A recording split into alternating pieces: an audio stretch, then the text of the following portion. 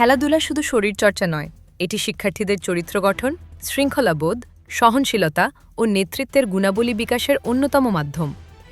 এই চেতনাকে সামনে রেখে নেত্রকোনার দুর্গাপুর উপজেলায় উৎসবমুখর পরিবেশে অনুষ্ঠিত হয়েছে ৫৪তম বাংলাদেশ জাতীয় স্কুল, মাদ্রাসা ও কারিগরি শিক্ষা শীতকালীন ক্রীড়া ও অ্যাথলেটিক্স প্রতিযোগিতা ও পুরস্কার বিতরণী অনুষ্ঠান।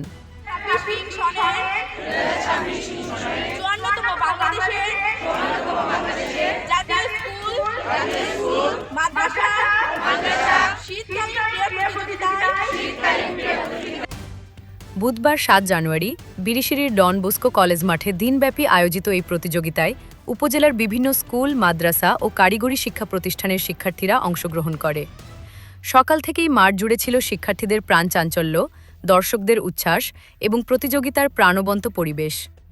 অনুষ্ঠানে প্রধান অতিথি হিসেবে উপস্থিত ছিলেন দুর্গাপুর উপজেলা নির্বাহী অফিসার আফরোজা আফসানা।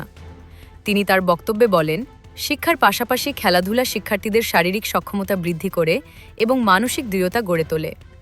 নিয়মিত খেলাধুলায় অংশগ্রহণ করলে শিক্ষার্থীরা মাদক ও সামাজিক অবক্ষয় থেকে দূরে থাকে এবং ভবিষ্যতে সুনাগরিক হিসেবে গড়ে ওঠে।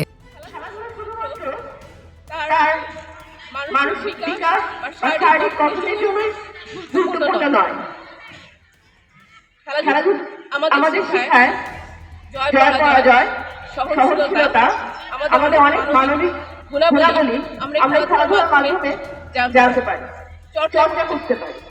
আমরা আশা করব যেরকম আমাদের একজনের প্রতি আরেকজনের প্রতিযোগিতা থাকবে, এগুলো থাকবে।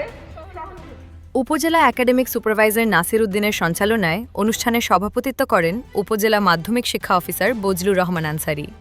তিনি বলেন, খেলাধুলা শিক্ষার্থীদের মধ্যে সৌহার্দ্য, দলগত চেতনা ও আত্মবিশ্বাস সৃষ্টি করে এবং জাতীয় পর্যায়ে ক্রীড়াবিদ তৈরিতে সহায়ক ভূমিকা রাখে।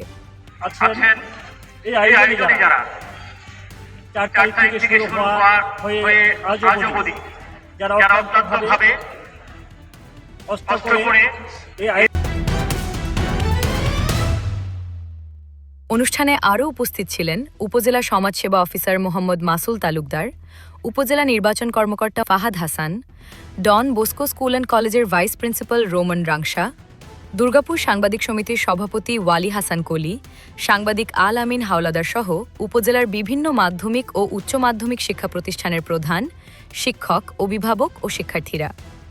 এবারের প্রতিযোগিতায় মোট ৪৯টি ইভেন্টে দৌড়, লং জাম্প, হাই জাম্প সহ বিভিন্ন অ্যাথলেটিক্সে শিক্ষার্থীরা অংশ নেয়।